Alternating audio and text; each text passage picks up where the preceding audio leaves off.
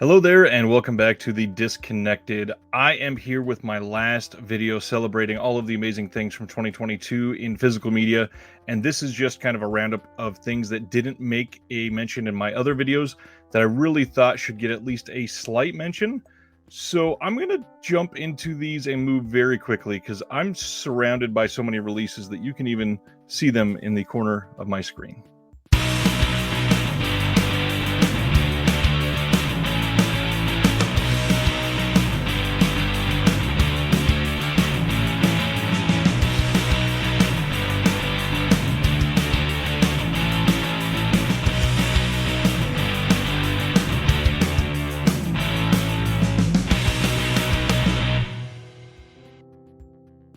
All right, so like I said, I'm going to move pretty quick through these and not go into a ton of detail, but I want to make sure that they get a little bit of screen time each. And some of these, they are great. Please seek them out. If you have any questions about the releases, please let me know in the comments below. Going to move fast because there's a lot here, and I don't want to take this to 40 minutes. Here we go. So first up, I had mentioned the Steelbooks video. I had mentioned that the Paranorman and other Leica Studios releases might be the best artwork that we've seen all year. And I got to admit, I'm in love with them. This is the first one I've gotten. I just got it since that video and really wanted to show it because it is gorgeous. And I hope to get the others someday because they are magnificent looking. Next, I didn't really mention this one at all, but I think Air 4444 had an incredible year, and this release in particular, it goes this way, Centipedes and Scorpions, a Nico Films duology, is remarkable. I mean, the fact that we got booklets, multiple slipcovers, the actual package on this one is maybe one of the most impressive that I've seen, potentially like top 10 ever. It is that good. It is an incredible release. The discs themselves, the movies are not going to be for everybody at all. I won't get into like reviewing them here or anything like that. The features on here are really nice. I'm glad that we have these. I'm glad that people that have wanted these for a long time can have them. But if this is an indication of the type of product that they're able to put out in the future, good Lord, make sure you're staying up to date on their stuff. I've got a handful here that are just like miracles that I wanted to bring up. So let me get the big boy out of the way here. First off, I'm amazed that a studio would do a release like this. This is fantastic. I'm glad that we got this. There is a film that was relegated to only streaming that we now have in this box set on Blu-ray, and there's a documentary, like genuinely a really good box set. A lot of people kind of hate this franchise. I tend to not love all of them. I like a few of them, but this is just really great that a studio would do this. So I'm stoked that we have it. A miracle that we finally have this on Blu-ray in high definition. Absolutely terrible timing that we lost one of the main individuals from this film this year, but this release is alive and out there for everybody to see, and I'm grateful for that. The fact that this exists on Blu-ray is genuinely, in my opinion, like a miracle. First off, that the film was even able to be made, but second, that they were able to make a Blu-ray, and the studio was just like, yeah, let's put it out. I'm shocked. Speaking of shocking things, this was only on mod, made on demand disc. We have a 4K of Real Genius now, and it genuinely looks really good. Like, this is a really decent release, and one that I still amazed that it got announced. Absolutely worth the pickup if you have not taken a look at it yet. This one, people can shut the hell up already. We have The Farmer on Blu-ray. I know that there's been a lot of jokes about Dark Force and about a lot of other stuff, but I'm glad that we have it. This one, can't show the slipcover. Blue Underground, wanted to highlight that they still put out a lot of great 4Ks this year. Not a lot. They put out a few great 4Ks this year and not much else. I wish that they put out more, but their 4K quality is still like elite. They do amazing stuff. Not necessarily the film I would have picked. They did put out some others. I have not gotten all of them yet, but they look amazing always. Another company that needed a highlight, Oscilloscope, still willing to put out something like Short Bus, and as you can see, still haven't been able to watch it, but people are not staying up to date with Oscilloscope, and they really should. They do great stuff. They have a subscription, just like Vinegar Syndrome and TerrorVision and Radiance has been doing. And it's maybe the best deal in all of physical media because they put out some really like quirky indie titles that probably would not be put out on other labels. So I'm really glad that they're doing that. One that does not get a lot of attention on this channel, Classic Flicks. This is their release of I, the Jury, and it deserves a special moment for itself because this is a 4K and 3D release. There is a 3D disc and a 4K disc. I don't have a 3D TV anymore, and it depresses the hell out of me. I really wish I had one, but the 4K looks incredible, and Classic Flicks has been, slowly pumping out a handful of great things every year that look remarkable. Just a company that people should be paying attention to. Another one that didn't get a mention in any of my videos that could, I am kind of surprised by the Visual Vengeance line. This is a partner label subline of Wild Eye. And Wild Eye has been known for not great films and not great quality, mostly DVD, straight to DVD, very low budget, no budget, terrible. And a lot of the Visual Vengeance are shot on video or very low budget, but they're more entertaining and they're actually caring about the packaging and putting money into extras. So it's really nice to see. This one, mostly excited about what the future could hold. This is a release from Discotek that is a part of their Neon Nights line, and it is more for the live action things. Discotek mostly has done anime and that type, and I'm really curious to see what they could get to, and this line could be pretty exciting for them. Next, I don't feel like I gave enough love to a label that is everywhere, and I mean that genuinely because they put out the most releases from any label probably ever. I am going to show these first few just to highlight. They're Kino Lorber, they're 4Ks this year. We got Tropic Thunder, Indecent Proposal, Dress to Kill, and Stanley Kubrick's The Killing. That's only a handful of amazing things that they did this year. They also got Eternal Sunshine of the Spotless Mind. They put out another Stanley Kubrick 4K, Mystery Men, handful of just amazing 4K releases that are supplemented by some other really great things, like these incredible continuations of the Night Gallery releases. They now have put out all 3 seasons, and there are a ridiculous number of special features. Every episode has a commentary, at least one. There is some other random things thrown on there. Amazing. Kino Lorber also continues to add underseen TV films, and this is one that was made by Tobe Hooper, and it was not able to be seen. There are a lot of made-for-TV films that are just gone at the moment that you cannot access anywhere, and Kino Lorber is one of few that is putting things like that out there, and genuinely appreciate them for that. Next one, I know that we mentioned this with my conversation with Will, but really want to talk about Criterion. So these are 3 of their amazing 2022 releases.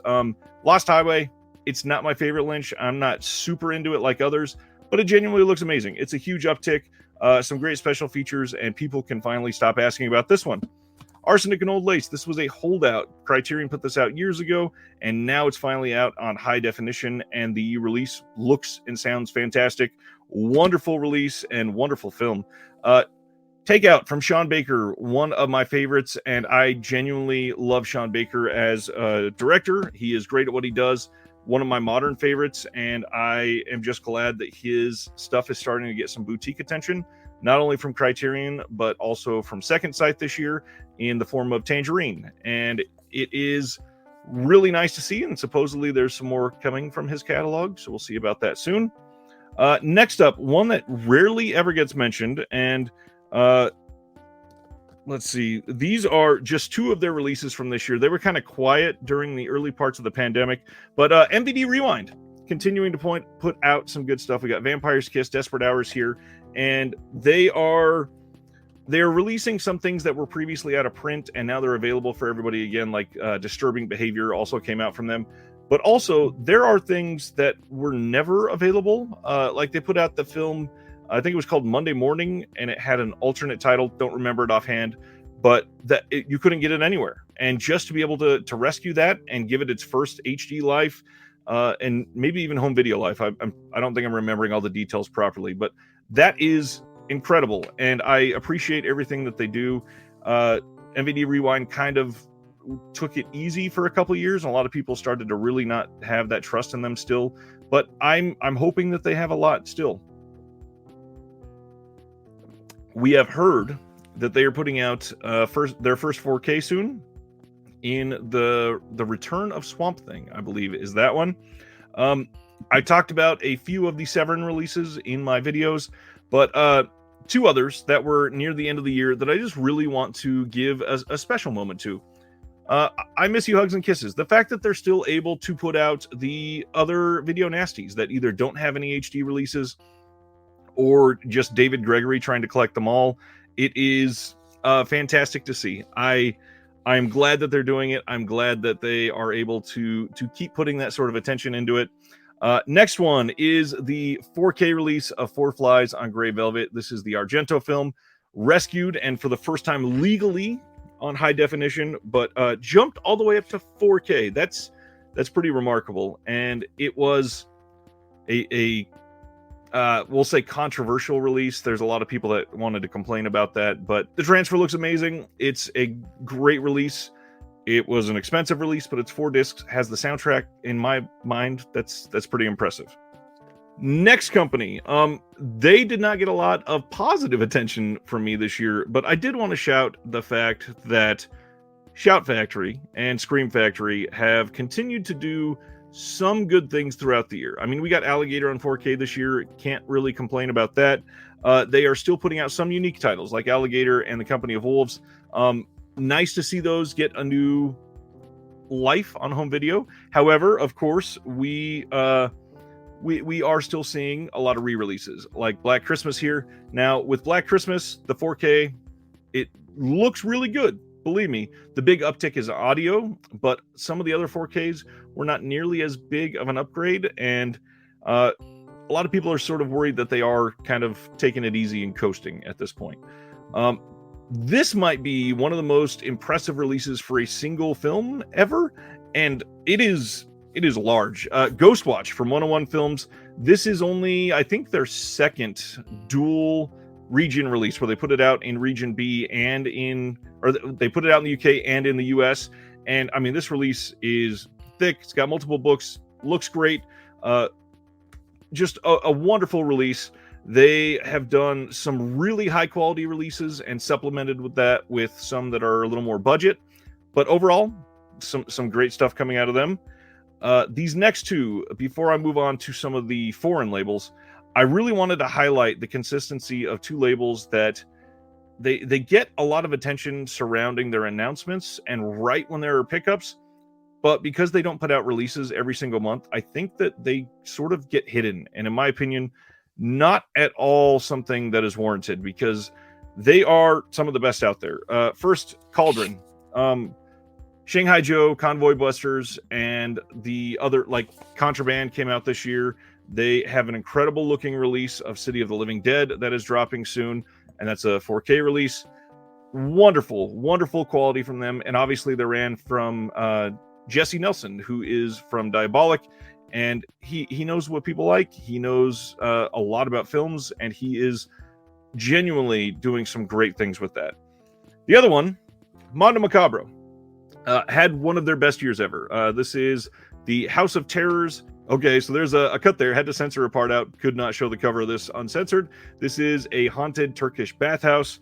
And even like the horrible sexy vampire, their releases that they're putting out are just like literally one of the highest quality years from Mondo Macabro ever. And when we get in their stuff that was pre-orders for Halloween, I'm very much looking for 2023 to be a huge year for Mondo Macabro.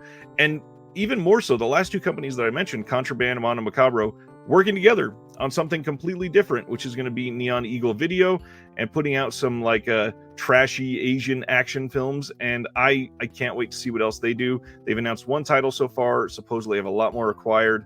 And yeah, it's going to be a fairly fun and exciting year for those two companies, and then working together on literally a third company. The next one, I've not opened this one because I had the Grindhouse releasing edition of this.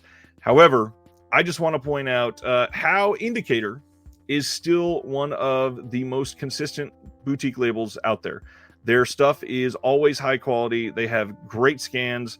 They put a lot of thought and effort into their extras. They're not something that was going to be the best at any of the releases, in my opinion, but they're up there to at least be in the discussion. And most other labels can't even say that. So the fact that they had a low-key year and they were still incredible is an achievement. They are still working on and about to release near the end of January or early February the Michael J. Murphy box set, which is, if I remember right, I think it's 36 films.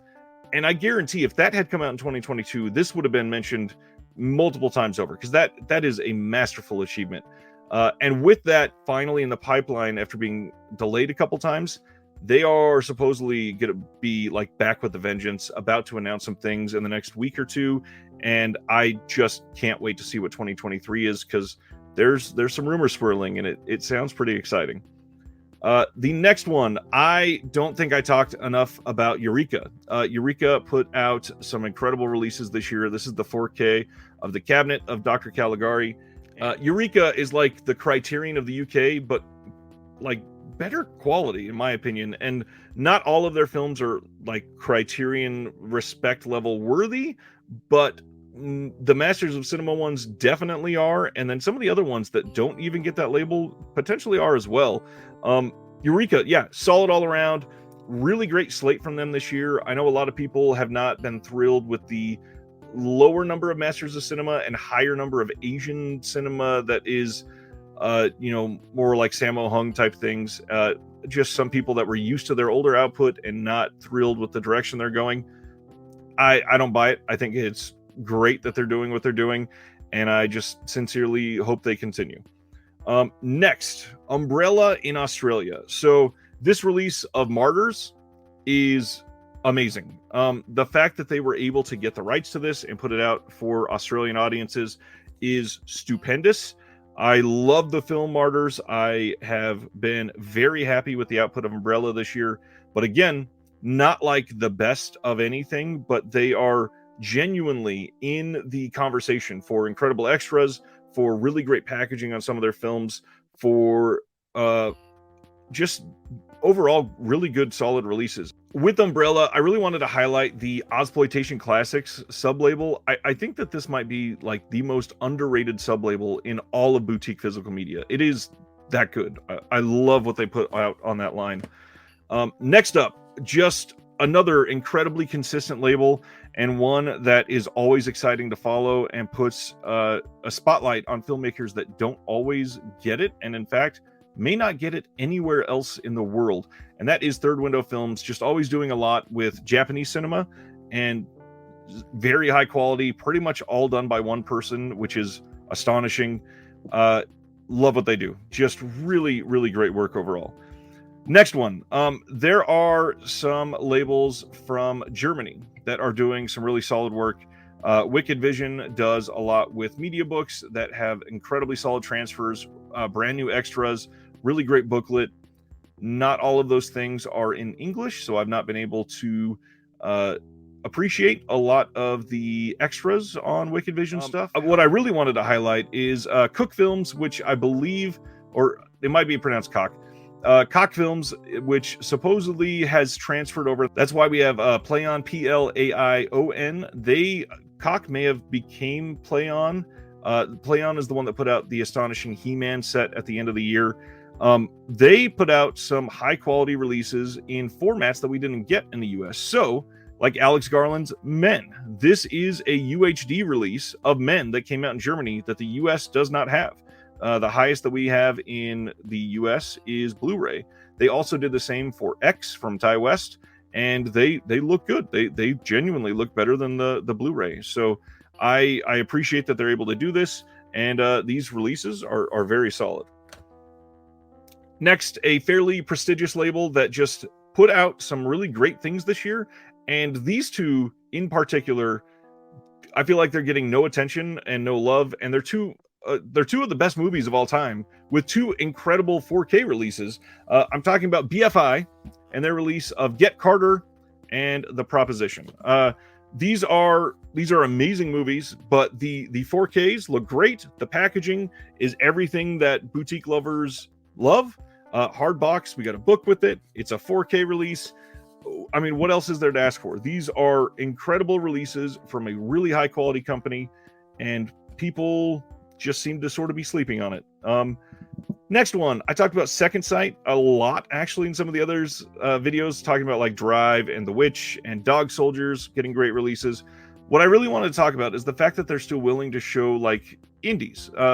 They put out Bull, they put out A Banquet, they put out a couple others that are like modern indie films, and they are willing to go the extra mile to give them a nice limited edition release. And then, like I said earlier, they put out Sean Baker's Tangerine and just gave that sort of attention to something that was either being overlooked or wasn't being looked at all. So grateful that they're willing to supplement their larger titles with still putting the same care and passion into something like that. Genuinely appreciate that. Label that had a very interesting year because they had some controversy that happened and some incredible releases. I really wanted to touch on 88 Films because they didn't get enough attention for me, and I understand why. None of them are my favorites of the year or mind-blowing or anything like that, but they've done really great stuff. We got a Species box set from them early this year. We got their version of Righting Wrongs, lots of Asian films, lots of just really great attention to detail, and there seems to be a lot of incredible things coming, including their US release of the In the Line of Duty films, which I can't wait for. But they were sort of not the best at much of anything, but still very high quality, and I just think they deserve a mention. I believe I've got everything else. One label left that I really wanted to touch on and make sure it got some attention, because I don't know that I even mentioned them once in any of my other videos, and they still deserve some attention because it's not like they had a god-awful year. I want to give some light to Arrow Video. So this is the what do they actually call it? Gothic Fantastico, 4 Italian Tales of Terror box set, and it's a solid box set. It's wonderfully set up. It has got a really nice book, and it's a solid release. They did a handful of really great single film releases, like The Leech was a great release. The Righteous came out this year and was impressive. They had their fair share of things that people didn't like about them, and one of them is their re-releasing films on 4K that they put out on Blu-ray. But I did want to highlight why they're doing that. So, like, this is Videodrome, and this release looks incredible. Like, this is a giant step up from the Blu-ray release of Videodrome. Granted, the limited edition of this did not keep all of the special features from the Blu-ray release. We got the early films of Cronenberg when we got the Blu-ray release of Videodrome. They unfortunately did not get the ability to carry those over, so those are gone. But it's an incredible release still. It looks really good. And of course, this year, it's not a re-release, but Arrow Video were able to put out one of my favorite films of all time, so I had to mention it. Overall, genuinely, Arrow deserves a lot of love and respect. The big thing that I didn't bring any down to hold or anything like that, but their love and attention to these Dario Argento films that are coming out on 4K is enough alone to talk about their output, because they did a couple this year that look fantastic, better than they've ever looked before, and they are still sort of underappreciated for those. Yes, they took, I think, 2 months off this year, or a month, something like that, where they had two releases or less, and they sort of had a little recharge. And that's because they lost Fran Simeoni, who started Radiance Films, and they had some quality control issues and a lot of other things. But Arrow Video is still doing great things, and I hope that 2023 can come and show everybody that they've still got some amazing releases that are possible. Speaking of Fran Simeoni, I am also very excited to see what Radiance does. And one of the best things about 2022 was the transparency of Radiance Films. Fran has been 100% open and honest the entire time with the struggles, with the attention to detail, with everything that he did for Radiance. And it has been an incredible journey to see him from start to just in the last 10 days. People are getting the first releases from Radiance, and they are essentially saying that they are incredible. Like, amazing releases, great special features. The transfers look just top notch. I can't imagine what Radiance is going to look like a year from now if they're able to keep this quality up. And Fran was just a huge part of Arrow, and I can understand why it likely affected Arrow quite a bit when he stepped away. That is it. I don't have anything else that I really wanted to highlight too much, and I still probably forgot like 14 things that I should have. But it was an astonishing year, a remarkable year for physical media. I'm very happy with the releases that we got, and the continuing just onslaught of releases from these like 90 boutique labels that are out there and fairly active. And that number is not an exaggeration. There's close to that many out there, legitimately. I mean, there's just at OCN, there's what, 23? So that's a third of them almost right there. It is amazing to see the continued efforts of these restoration companies, these boutique labels, these companies that are putting packaging on a studio disc. However you want to look at some of these releases, they're doing great things and continuing to spread the love of film and art with the globe. And I'm just happy to be a small part of it and be able to share it with you. I hope that you would share some of the other honorable mentions that you had, maybe things that are glaring omissions that I never brought up once. I'd love to hear it. Let me know in the comments below. And in the meantime, I'm just looking forward to 2023, spending it with you guys and doing what I can to be a small member of the physical media community. And from one collector, summing up an entire year, to all of you, have a good night.